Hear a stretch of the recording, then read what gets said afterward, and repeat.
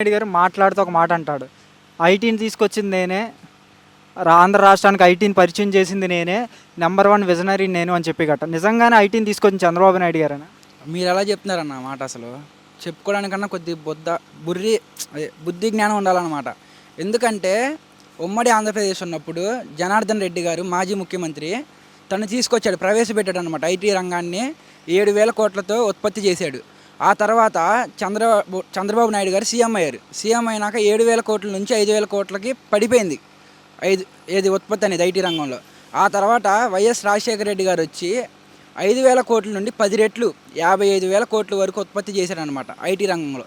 ఇక్కడ తెలుస్తుంది కదా ఎవరు ఐటీ రంగాన్ని డెవలప్ చేశారు, అభివృద్ధి చేశారు అనేది. ఎవరి కాళ్ళు విజనరీ అని చెప్పుకుంటే అలా అక్కడ సాక్ష్యాలు కనబడుతున్నాయి కదా, కంటికి కనబడిద్ది కదా. 5,000 కోట్లు ఎక్కడ, 55,000 కోట్లు ఎక్కడ ఉత్పత్తి ఐటీ రంగంలో. ఆ తర్వాత కేసీఆర్ గారు వచ్చి వైఎస్ఆర్ గారు చనిపోయిన తర్వాత 55,000 కోట్ల నుంచి 2,50,000 కోట్లు దగ్గర 2 లక్షల పైన కోట్లని ఉత్పత్తి చేశారనమాట. ఇది వాస్తవం. ఇది నేనేం గాల్లో మాటలో ఏం మాట్లాడట్లా, మీరు చెక్ చేసుకున్న మీడియా ద్వారా ఏదైనా వాస్తవం. ఇది తెలియక పచ్చ మీడియా ఉంటుంది. ఆ పచ్చ మీడియా ఏంటంటే ఏమి లేకపోయినా కూడా డబ్బా కొట్టేసింది, అబద్ధాన్ని నిజమని నమ్మేస్తారు. 5,000 కోట్లు చంద్రబాబు నాయుడు గారు ఉన్నప్పుడు ఐటీ రంగంలో ఉత్పత్తి, దాన్ని 55,000 కోట్లు చేసిన నాయకుడు వైఎస్ రాజశేఖర రెడ్డి గారు. కానీ ఆంధ్ర రాష్ట్రం విడిపోయాక 2014లో చంద్రబాబు నాయుడు గారు సీఎం అయ్యాడు. అప్పుడు కూడా ఇదే మాటలు, రాష్ట్రం విడిపోయినప్పుడు నేను తప్ప ఇంకెవరో కాపాడలేదని చెప్పి అప్పుడు ఆ రోజు చంద్రబాబు నాయుడు గారు సీఎం అయ్యారు. ఆ రోజు ఐటీని ఎలా తీసుకొచ్చారు, తర్వాత జగన్మోహన్ రెడ్డి గారు వచ్చాక ఐటీ ఎలా వచ్చింది, పరిశ్రమలు ఏ విధంగా వచ్చాయి అన్న? 2014 నుంచి 2019 వరకు మనం చెప్పుకోవడానికి ఒక కంపెనీ కానీ ఒక ఐటీ రంగంలో ఏం వచ్చినట్టు లేదు మన ఆంధ్రప్రదేశ్కి. అన్ని తెలంగాణలోనే ఉన్నాయి. కానీ చంద్రబాబు నాయుడు గారు ఆంధ్రప్రదేశ్కి ఫలానా కంపెనీ తెచ్చారనేది ఏమీ లేదు. ప్రతిదీ కూడా 2019 తర్వాత జగన్మోహన్ రెడ్డి గారు వైజాగ్ దగ్గర ఇన్వెస్ట్మెంట్స్ తీసుకొస్తే అవి ఏమైందంటే ఆ కరోనా వల్ల కొంచెం డిలే అవడం వల్ల, కానీ పునాదులు వేసి శంకుస్థాపన చేసిన ప్రతిదీ అక్కడ ఆధారాలు ఉన్నాయి, పేపర్ ఆర్టికల్స్లో కానీ న్యూస్ ఛానల్స్లో కానీ. ఇప్పుడు 2024 ఎలక్షన్ అయిన తర్వాత అన్నీ ఇప్పుడు స్టార్ట్ అవుతుంటే మేము తీసుకొచ్చాం, మేము కట్టాం, ఇది మా విజనరీ అని చెప్పుకుంటున్నారు. కానీ ఇదంతా వాస్తవం ఏంటంటే జగన్మోహన్ రెడ్డి గారు తెచ్చిన ఇన్వెస్ట్మెంట్స్ ఇవి. పవన్ కళ్యాణ్ గారు కూడా 2-3 సందర్భాల్లో చెప్పారు, ఇవి మేము తెచ్చినవి కాదు, గత ప్రభుత్వం వాళ్ళు తెచ్చినవి అని.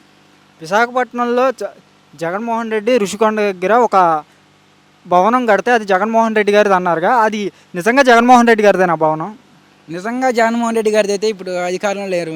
చక్కగా అక్కడే కాలు మీద కాలు వేసుకుని దర్జా బతికేవాడు. నిజంగా మాదైతే మేము కూడా అక్కడికే పోయి ఫోటోలు దిగుతూ ఉండేవాళ్ళం మా అన్నయ్యతో. తాడేపల్లిలో మేము ఎందుకుంటాం? అమరావతి అని చెప్పి చంద్రబాబు నాయుడు గారు అంటున్నారు, కానీ జగన్మోహన్ రెడ్డి గారు మావిగాని అంటున్నారు. ఏది మంచిదంట? నిజంగా చెప్పాలంటే అన్న, వాస్తవంగా మావిగన్ అనేది చాలా అంటే చాలా బెస్ట్. ఇదే మావిగన్ అనేది మన జగన్మోహన్ రెడ్డి గారు 2019లో తీసుకొచ్చుంటే చాలా బాగుండేదని మా అభిప్రాయం. ఎందుకంటే అమరావతి చేయాలంటే, డెవలప్ చేయాలంటే మనం కాదు, మన పిల్లలు కాదు, వాళ్ళ పిల్లలు కూడా చూడలేరు అది ఎంత ఇన్వెస్ట్మెంట్ పెట్టినా. అదే మావిగన్ అనేది మచిలీపట్నం విజయవాడ గుంటూరు మధ్యలో రోడ్డు అమ్మట ఆల్రెడీ కొంచెం డెవలప్ అయిన ఏరియానే. అక్కడ చుట్టుపక్కల ఉన్న ల్యాండ్స్ని తీసుకొని అక్కడే మనం కట్టాల్సిన పెద్ద పెద్ద బిల్డింగ్లు కట్టుకొని ఐటీ సెక్టర్ని అక్కడే డెవలప్ చేసుకుంటే ఎంత బాగుంటుంది. చాలా అంటే చాలా తొందరగా వితిన్ 20 yearsలో రాజధాని రెడీ అయిపోద్ది. ఏ క్లాస్గా ఉంటుంది, నెంబర్ 1గా. మనకు పోర్ట్ ఏరియా ఉంది, ఎయిర్పోర్ట్ ఉంది, బస్ స్టాండ్ ఉన్నాయి, ప్రతిదీ సౌకర్యంగా ఉంది, హైవే కూడా ఉంది, నేషనల్ హైవే. ఇంకేం కావాలి మనకు రాజధానికి ఇంతకన్నా? ఇది జనాలు ఆలోచించాలన్నమాట. అమరావతి మనం ఎంత కావాలనుకున్నా కూడా మన పిల్లలు మన మనవాళ్ళు వాళ్ళు కూడా చూడలేరు. అది చూస్తారో లేదో కూడా నమ్మకం లేదు. అలాంటి దానికోసం తాపత్రయం బదులు జనాలు కూడా ఆలోచించి ఒక్కసారి మావిగన్ గురించి ఆలోచిస్తే అర్థమైద్ది బెస్ట్ అని. కానీ నారా లోకేష్ కానీ Chandrababu Naidu with deputy CM Pawan Kalyan కూడా జగన్మోహన్ రెడ్డి రాజధానికి వ్యతిరేకం అని చెప్పి మాట్లాడుతున్నారు. కానీ నిజంగా జగన్మోహన్ రెడ్డికి రాజధానికి వ్యతిరేకమా? రాజధానికి వ్యతిరేకం కాదు, అది స్కాములకి వాటికి వ్యతిరేకం అనమాట. ఎందుకంటే రాజధాని అనేది ఎక్కడ కడుతున్నారు, ఏమైంది, ఏమొచ్చింది ఏం కంపెనీలు వచ్చినాయి ఇప్పుడు దాకా? వర్షం పడితే తోడటానికి అయిపోతుంది డబ్బులన్నీ, తెచ్చిన డబ్బులన్నీ. అది మావిగన్ అనేది నెంబర్ 1 ఐడియా అనమాట. జగన్మోహన్ రెడ్డి గారు తెచ్చిన ఐడియాలో నెంబర్ 1 ఐడియా మావిగన్. అది